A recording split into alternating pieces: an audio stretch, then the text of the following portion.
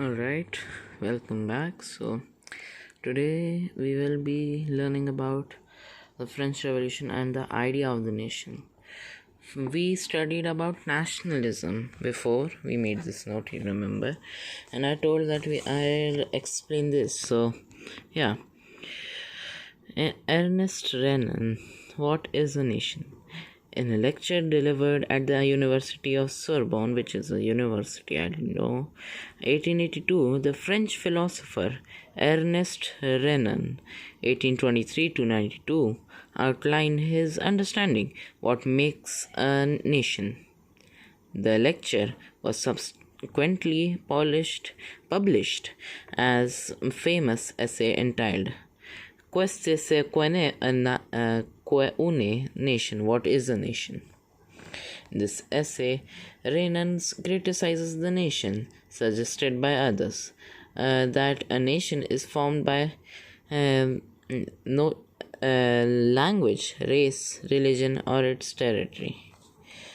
A nation is the culmination of long past endeavors, sacrifices, and devotion.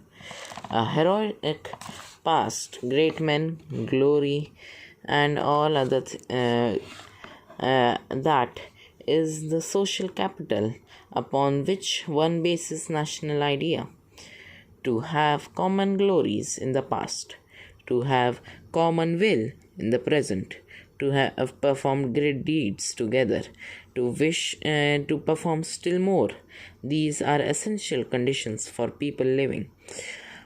So, till now, what we understand, there was this guy, Ernest Renan, in the University of Sorbonne, or Sorbonne, in 1882. He was a French philosopher. He wrote a lecture. He gave a lecture at the university, and it was then published into an essay. What is a nation? In this essay, comprises of Renan criticizing the notion suggested by common people. It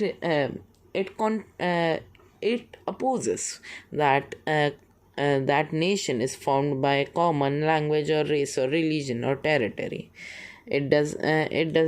He, according to him, it says it's all the deeds, all the things we have done together, all the heroic past, glory, special capital, which one bases on national idea. For him and for his idea, which inspired many, it was what we do, and as the population as a whole, our achievements and our wish to do more. A nation never has any real interest in annexing or holding on to country against its wills. The existence of nation is a good thing, a necessity even. Their existence is a guarantee of liberty, which could be lost if the world had only one law and only one master. According to him, according to Ernest, this is some as he says that the government should not be ruled by one. So, I apologize if any meaning is wrong here, which is more unlikely, but I am still a student, I have a lot to learn. Now, it was a very short introduction. So, now, the French Revolution and the idea of the nation. First of all, where did we see a revolution? What was the first time that we, as students, were introduced to the idea of revolution? The answer is French Revolution, 1789. France, as you guys remember, was a full-fledged territorial state in 1789 under the rule of absolute monarch, who was Louis XVI. The political constitution changes that came up in the wake of the French Revolution led to the transfer of sovereignty from the monarchy body of the French citizen. So, what we saw was the people getting tired of the rotten system of administration, and then revolting against the king, and it was, as we saw in the Battle of Bastille. The revolution proclaimed that it was people who would henceforth constitute the nation and shape its destiny. The idea of the people, idea of the fatherland. Here we and the idea of the citizen emphasized and united the community, enjoying equal rights under a constitution. A new French flag, a tricolor which was red, white, and blue, white, and red in horizontal path. Was chosen over the normal royal standard. You may remember this as the Bastille castle. And these are the people here revolting, of course, and it's very common in history because people were tired of everything. There were some The Estate General was elected by the body of active citizens, were renamed National Assembly. So National Assembly was the body of active citizens. What were active citizens? Active citizens were people who paid their taxes well, who did their citizen job well, and gave all the taxes. Yeah, that's what they were. All those who were not able to pay taxes would not be considered as active citizens, and they would not be able to vote. New hymns were composed, oaths taken, matriarchs commentated, all in the name of nations. So this emphasizes that how the government of France at that time and made sure to unite the people by hymns, mattress, I don't know what that means, sorry, oaths, and all in the name of nation. Like they did it to unite the nation in the name of nationalism. Now, a centralized administrative system was put into place, and it was formulated uniform laws for all citizens within its territory. Internal customs duties were abolished, and a uniform systems of weight and measures was adopted. So the internal customs duties, the customs, right? I don't. Sorry for the camera. Yeah. Customs duty. All right.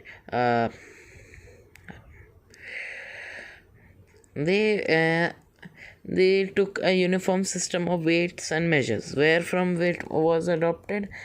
It would be Napoleon. Regional dialects were discouraged, and French, as it was spoken and written in Paris. So, as I should continue now, and there was a cut.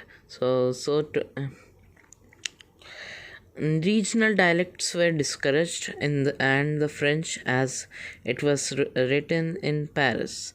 So, regional dialects means, I think, regional languages and regional writings were discouraged to unite the French nation as a whole. The revolutionary further declared that it was the mission and the destiny of France, a nation, to liberate the people of Europe France to liberate the people of Europe from despos. Wait a second, what is that written? What to hell is that written? Despotism. In other words, to help other people of Europe to become nations. When the news of the events of France reached different cities of Europe, students and other members of educated middle class began setting up Jacobin clubs. Their activities and campaigns prepared the way to French armies, which moved to Holland, Belgium, Switzerland, and as much of Italy 1790s. With the outbreak of revolutionary wars, the French armies began to carry the idea of nationalism abroad. So, what this actually means is they're telling us about what was the concept of nationalism was the previous part, introduction to nationalism. This is the idea of nationalism and how it got transferred from French Revolution. This French Revolution was the cause of the people's will and might. This revolution bring about the perfect conditions for nationalism in whole Europe, when people and children and university people began hearing this new idea and concept of nationalism. They began starting their own revolutions, planning for their own revolutions and democracy. What this meant was, it all relates back to this. From France to Germany to Italy to Switzerland and so on.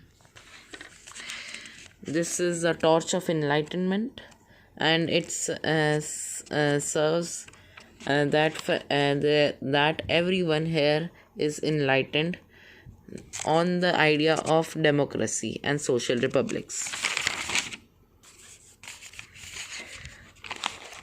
This is gonna be long, so alright. Next page. Within the wide swathe of the territory that came under his control, Napoleon set about introducing many of the reforms that he had already introduced in France.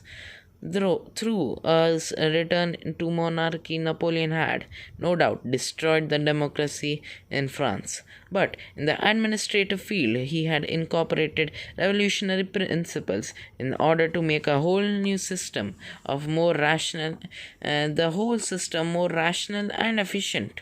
The Civil Code of 1804, usually known as Napoleonic Code, did away with all the privileges based on birth, established equality before law, and secured many rights to secured the right to property. The code before, and the code did the code was exported to regions under the France control, in Dutch Republic, in Switzerland, in Italy, in Germany. In Napoleon simplified administrative divisions, abolished the feudal system, freed the peasants, serfdoms, manorial dues in the towns too, guilds restrictions were removed, transport communication systems were improved. Peasants, artisans, workers, and new businessmen enjoyed a newfound freedom. Businessmen and small-scale producers of goods, in particular, began to realize that uniform laws, standardized weights and measures, and common national currency would facilitate the movement of exchange of goods and capital from one region to another. So, in total, Napoleon came to France was a 50-50 for France. Not like the British in India, but it was like 50-50 for France because, well, Napoleon introduced to the maximum of Europe all equality before law. They wouldn't have known that thing for 50 years if he hadn't come. But in exchange, he killed 4 million people, so that there's that. However, in areas conquered, the reactions of the local population to French rule were mixed. Initially, the places such as Holland and Switzerland, as well as certain cities like Brussels, Mans, Milan, Warsaw, and the French armies were welcomed as harbingers of liberty. But the initial enthusiasm turned into hostility as it became clear that the administrative arrangement did not go in hand with the political freedom. Increased taxation, censorship, forced conscription into the French armies required to conquer the rest of Europe all seem to outweigh the advantages of the administrative charges. So, in general, today we learned about the French Revolution, how French Revolution came about, introduced the idea of nationalism to the Europe, and how the revolutionaries thought to liberate people. How people were influenced by the idea of nationalism from French Revolution. With Napoleon and his advantages and his disadvantages. In the book, it is written that all his disadvantages seem to outweigh the advantages of administrative. Yes, this is true for the short term, but for the long term, I think the advantages were better. Sometimes colonization could be for the better.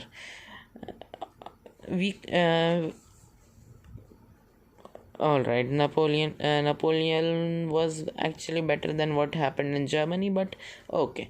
All taxation, there was taxation, censorship, basically French with before the French Revolution. Yeah, when like Napoleon just came back, the Louis XVI thing, like increased taxation, censorship, but with some advantages like equality and so on and so forth. So that's it for today. Wait and see. I just noticed this planting of tree of liberty of Swissbuchen in Germany. So there's this. I think you should pause to read this, as this could potentially come in a picture based question, but I don't think it will come. Alright, so that's it for today. And next time when we will be studying, it would be the making of nationalism in Europe, and we would actually study about these guys: Russia, Australia, and what was that? Very weird name. I don't remember very well, but yeah.